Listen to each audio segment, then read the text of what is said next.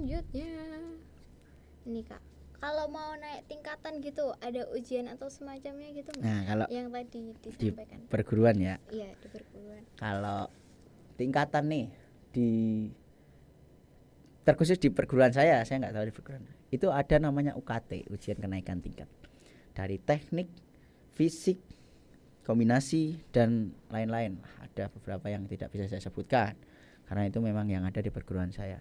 Jadi memang ada UKT. Kalau dasar 1, dasar 2 itu masih UKT ya standar-standar gitu tuh. Tapi kalau udah masuk ke keluarga ada UKT namanya teknik asli, ada UKT yang lebih spesifikasi ke perkembangan di kamu di perguruan itu. Jadi lebih bukan kalau udah jadi lebih enak, tapi kalau di PCD udah jadi kamu lebih ada tanggung jawab. Jadi memang harus lebih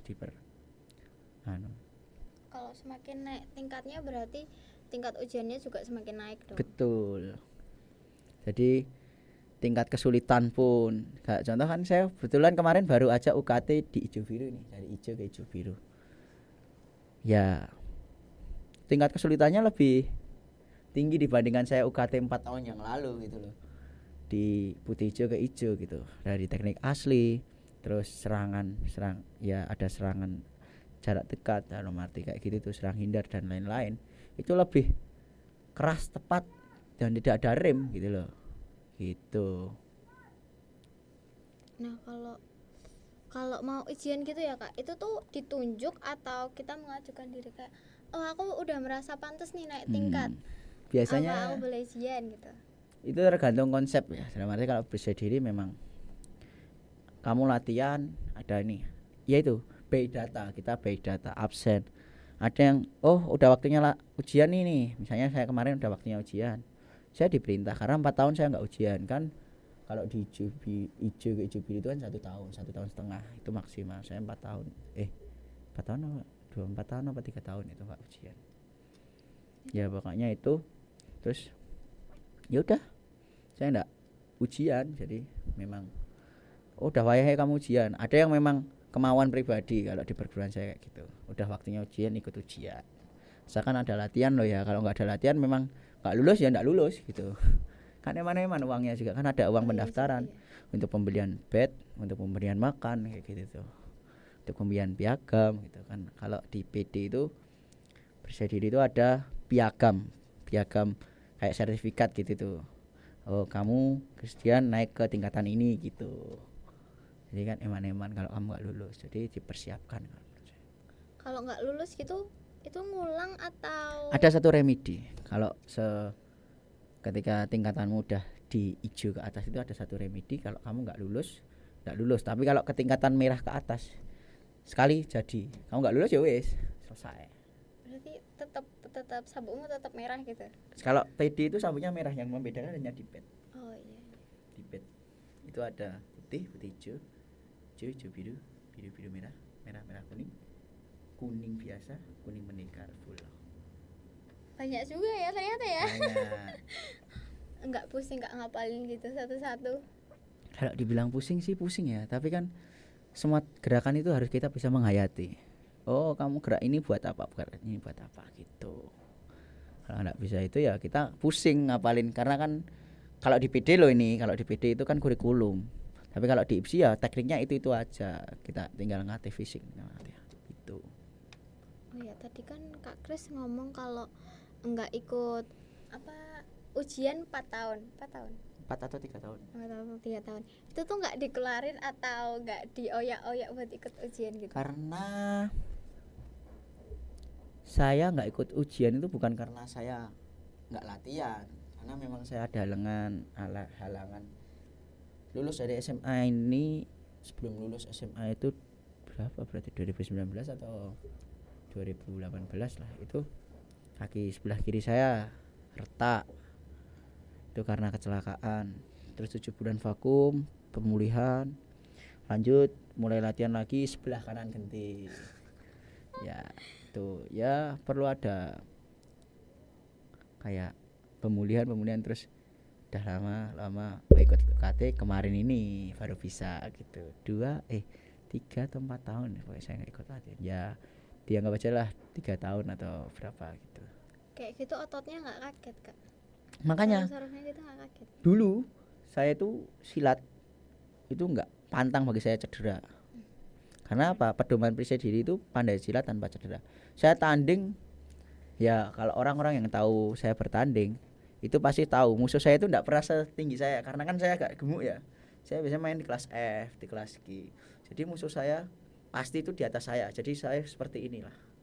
Jadi saya di bawah. Jadi kalau kita nggak punya mental ya kita nggak bisa, pasti cedera. Baru saya cedera ini baru-baru aja, paling 1 tahun 2 tahun yang lalu itu saya cedera terus karena memang udah ada luka di dalam itu gitu. Terakhir saya tanding aja musuh saya segini, saya segini ya. Tapi itu makanya tujuan dari pembentukan mental tuh kayak Betul, gitu ya Kak, karena terkadang orang itu belum tahu musuh, hanya tahu nama gitu. Oh misalnya si A ini pernah menjuarai ini, wah saya pemula bingung bla bla bla. Bukan itu, karena atlet itu yang dicari bukan kamu jam terbangnya seberapa, tapi di mana kamu mau tekun latihan dan mau berusaha untuk menggantikan orang yang lama ini gitu, dengan cara bertanding dan kamu lebih baik gitu.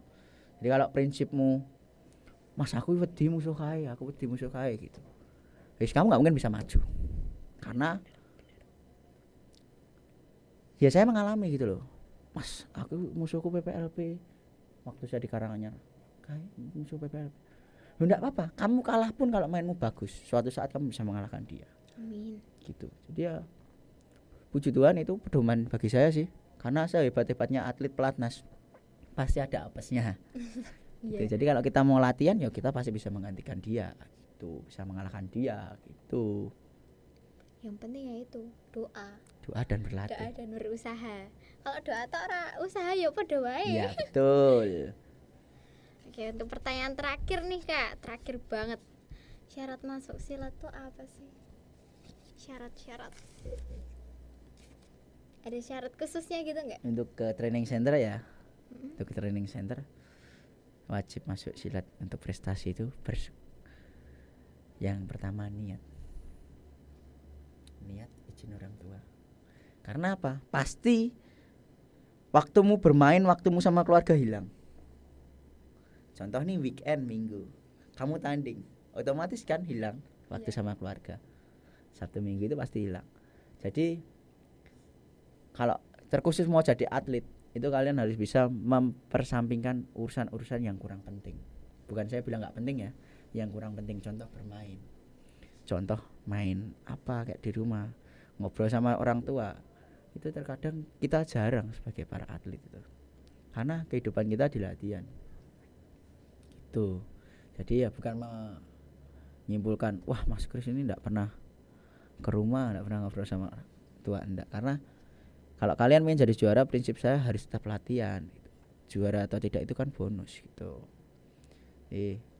Kalau kalian pengen ikut silat, kuncinya itu izin orang tua, latihan, tekun, tidak ada ya mas aku capek nah, ada seperti itu. Berarti dulu puji Tuhan Kak Kris diizin orang tua ya? Awal tidak diizinkan karena saya dulu atlet bola aslinya. Asli saya dulu kan ikut silat itu SMP atau SD ya? SMP kalau nggak salah sih. Itu saya dulu atlet bola itu sudah seleksi juga sih, seleksi di Danon. Kalau orang bola pasti tahu itu, seleksi di Danon. Bapak saya itu sukanya di bola karena skill bola saya, katanya bapak saya loh ya, itu bagus di bola. Karena yaitu ankle saya sakit, terus saya enggak bisa ikut seleksi. Yang kalau lihat bola nih Bagas Kavi, terus si kembar itu dulu seleksi Danonnya 2004 umur 14 tahun atau umur 10 tahun itu dia itu seleksinya sama saya di Semarang, terus ke Arsenal Jakarta itu. Terus setelah itu ya Tuhan berkehendak lain nih. Kita harus, kalau kita gagal di satu tempat, kita mengulang beberapa kali masih gagal. Jangan pernah putus asa di sini. Kita harus merubah. Ya, puji Tuhan saya sampai sekarang di silat. Dan orang tua saya itu enggak setuju. Hampir 2 tahun itu enggak setuju. Jadi saya pulang bawa piala tanding itu, piala. Itu yang buat saya sedikit rada Majlub. iya. Bu aku juara siji gini-gini. Bu, Pak aku juara 1 nih gini. Saya enggak pernah juara 1 ya, juara 2. Bu saya juara 2, saya juara gini-gini. Dan ya orang tua saya biasa, oh ya wis no, larmu apa yang piala. Orang tua saya bilang gitu. Tapi setelah saya mengorganisasikan SMA ini terus tentang silat ya, training center, puji Tuhan baru 2020 kemarin atau 2021 itu bapak saya nyupport, wah posting foto saya. Puji terus Tuhan. itu suatu kebanggaan sendiri sih, sampai bilang wah anakku ini gini. Baru orang tua saya baru percaya itu kalau saya ikut silat, karena memang saya kurang akrab dalam arti sering-sering ngobrol. Saya sering-sering ngobrol sama orang tua kan baru-baru sekarang. Jadi karena nggak didukung orang tua, saya latihan ini ya mungkin itu apesnya saya ketika saya dulu nggak minta izin orang tua ya. Jadi ingat, mau ikut silat harus izin orang tua. Restu orang tua tuh nomor 1, guys. Betul. Kalau udah dapet restu orang tua, restu Tuhan, wah wis. Dah. Dalane dipenake. Betul. Ya udah nggak kerasa kita mau ending nih teman-teman. Oke, sebelumnya terima kasih buat Kak Kris. Sama-sama. Udah mau meluangkan waktunya. Oh ya Kak, kalau ekstrakurikuler silat tuh ada medsosnya nggak sih? Ada sih IG Pencak Silat Semanila itu ada. Nanti silahkan di follow ya guys di sini. Terus kalau IG-nya Kak Kris ada nggak? Ada juga sih. Apa nggak Kak? Bisa dipromo sekalian. IG saya Christian Adi __. Instagramku nanti aja lah ya. Makasih juga buat teman-teman yang udah mau nonton dari awal, pertengahan hingga akhir.